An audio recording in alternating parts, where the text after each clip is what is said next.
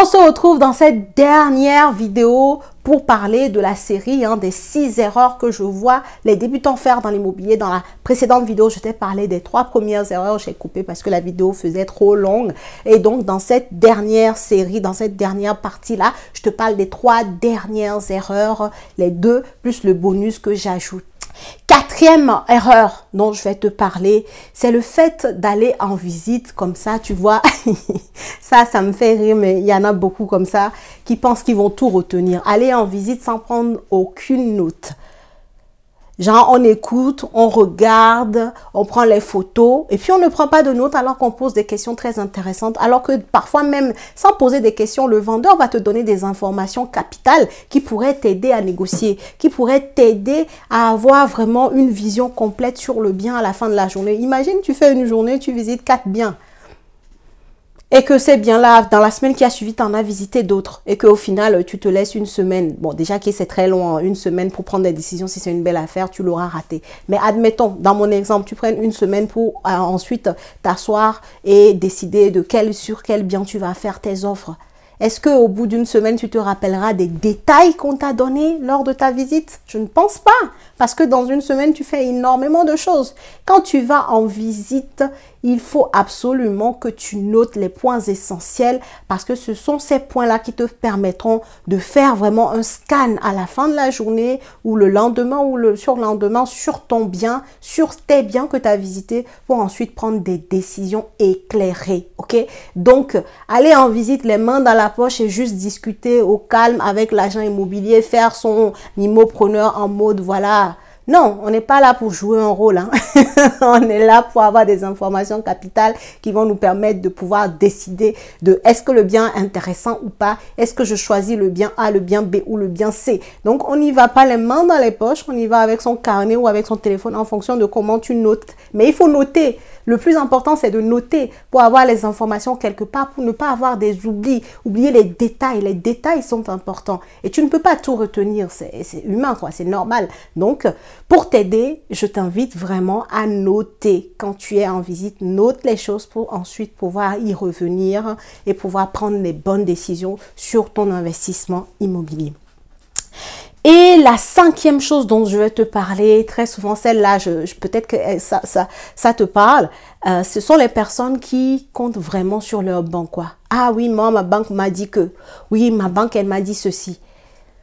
Si tu me connais depuis longtemps, tu sais que cette histoire de ma banque, moi, ça me dérange parce qu'il n'y a pas de ma banque, en fait. Ta banque, c'est la banque qui est ton partenaire. C'est la banque qui va te suivre. C'est pas la banque chez qui tu es depuis 20 ans. On s'en fout. Parce que la banque, de la même manière, elle se fout de toi. Elle s'en fout de toi. C'est comme ça. C'est du business, en fait. On n'est pas des amis. On n'est pas des copains. On n'est pas des friends de longue date. Non. On n'est que des partenaires d'affaires. Et c'est comme ça que la banque te vend. C'est toi qui mets du sentiment, des émotions là-dedans. Oui, je suis dans cette banque depuis longtemps. Oui, c'est là-bas que mes parents ont ouvert mon premier compte. Mais qu'est-ce qu'on en a à foutre? Je n'ai pas d'autre mot, désolé. Qu'est-ce que... on s'en fout en fait. Ta banque, c'est la banque qui va comprendre tes projets et qui va pouvoir être ton partenaire pour investir. Donc, les histoires de ma banque m'a dit que je ne peux pas faire ça, donc je ne fais pas. J'ai déjà même eu quelqu'un qui m'a dit, ma banque m'a proposé du Pinel. Du coup, je ne comprends pas pourquoi tu dis qu'il ne faut pas y aller. J'ai dit, ah bah va voir ta banque alors. Va voir, ta banque, ce sont tes parents, ils te veulent trop du bien en fait. Ils te veulent trop du bien, c'est ça que tu penses. Ça veut dire que tu te crois vraiment dans un monde de bisounours. La banque, ce ne sont pas des amis, ce sont des partenaires, ce sont des gens qui font du business. Donc, si ils peuvent te guider quelque part, qui leur apporte de l'argent, ils le feront. S'ils voient que ce que tu leur demandes, ça les arrange pas, ils te pousseront ailleurs. C'est à toi de venir avec des arguments, de leur faire comprendre que tu pèses et que ça ne serait pas cool qu'ils te perdent, que tu leur montres que tu es un atout. Et que tu le sois véritablement, bien entendu, pour qu'elles aient envie de te suivre sur tes projets que toi, tu veux, que toi, tu as décidé de faire parce que tu en connais la rentabilité. C'est à toi d'aller défendre tes projets. OK? Donc, on arrête ma banque a dit que là, parce que la banque, ce ne sont pas ta famille, ce sont vraiment des partenaires d'affaires, des gens qui sont là pour faire du business. À toi de les convaincre et ne t'attends pas à ce qu'ils te donnent des conseils en investissement. Voyons, c'est pas leur rôle. ok? C'est pas leur rôle de te conseiller sur tes investissements immobiliers rentables.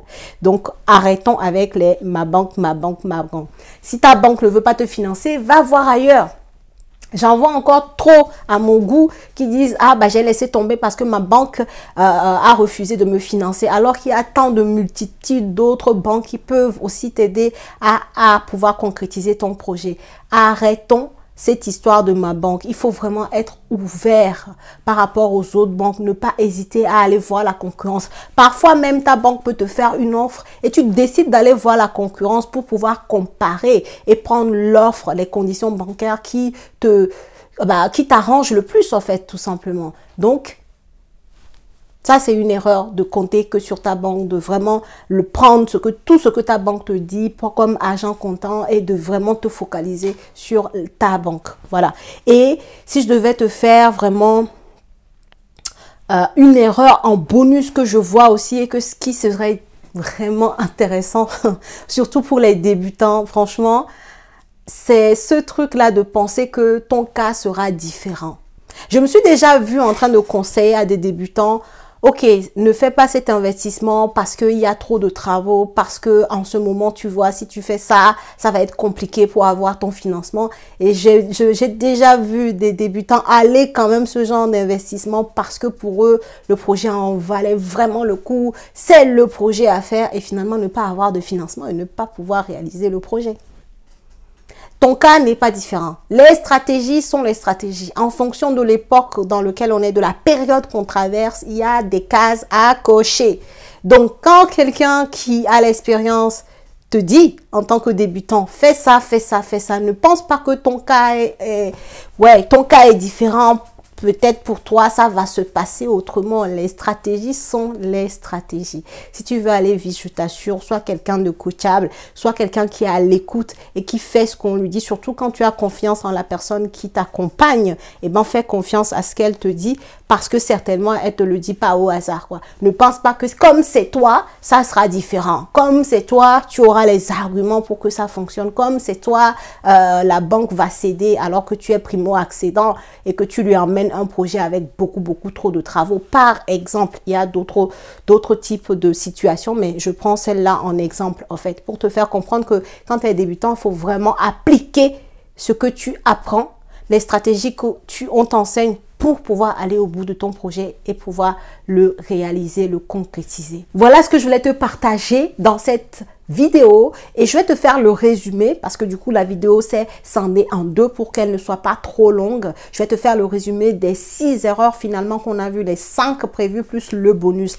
La première erreur dont on a parlé, c'est le manque de quantité de biens visités, des biens analyser. Il faut voir gros. Si tu veux faire de belles affaires, il faut voir beaucoup de biens pour pouvoir en sélectionner. Quand je dis beaucoup, je n'ai pas dit de sauter sur le premier bien à visiter. Il faut bien entendu analyser. Et si le bien te paraît intéressant, alors ça mérite que tu ailles voir ça de plus près en allant en visite. Deuxième chose, c'est se lancer sans feuille de route. Se lancer à l'aveugle dans l'immobilier, c'est la meilleure façon de ne jamais pouvoir y arriver. Il faut avoir un plan, il faut avoir une feuille de route et s'en tenir, être focus pour être efficace dans tes recherches et dans ton processus d'investissement. Troisième erreur dont j'ai parlé, sont les personnes qui abandonnent en fait. Un vendeur te dit non pour une offre d'achat, toi tout de suite tu ne cherches pas à comprendre, tu abandonnes. Alors que il suffit d'aller plus loin, de creuser et de faire en sorte que si ta première offre n'est pas passée, la deuxième ou la troisième peut passer. Tant qu'il y a une fenêtre ouverte, il ne faut pas toi-même te la fermer. Il faut continuer la discussion avec le vendeur. Quatrième chose dont on a parlé, c'est le fait de ne pas prendre de notes lorsque tu fais une visite d'immeuble. C'est quand même dommage de finalement faire toute une visite et arriver à la fin à te demander mais qu'est-ce qu'il avait dit ici? Qu'est-ce qu'il a dit? Non, il faut pouvoir avoir des notes que tu as prises sur des détails importants que l'agent immobilier ou le vendeur a dit, qui vont te permettre ensuite de faire le point, le scan sur les biens ou le bien que tu as visité pour ensuite faire une décision, prendre une décision éclairée dans ta stratégie d'investissement immobilier. Ensuite, la cinquième erreur dont je t'ai parlé, c'est le fait de trop se reposer sur ta banque et ne pas aller voir les autres banques. C'est vraiment dommage. Et l'erreur bonus que je vois les gens faire, c'est penser qu'on est différent. c'est penser qu'on est différent et que du coup, bah, pour nous, ça se passerait autrement et ne pas suivre les stratégies que tu apprends, c'est quand même très dommage. Voilà, je t'ai fait le résumé. J'espère que les 2 vidéos t'ont plu, que tu as pris des notes et que tu vas pouvoir appliquer tout ça pour éviter les erreurs dont on a parlé. Je t'attends dans les commentaires. N'hésite pas à donner tes avis, à poser peut-être tes questions si tu en as. Et moi, je te dis à la prochaine vidéo.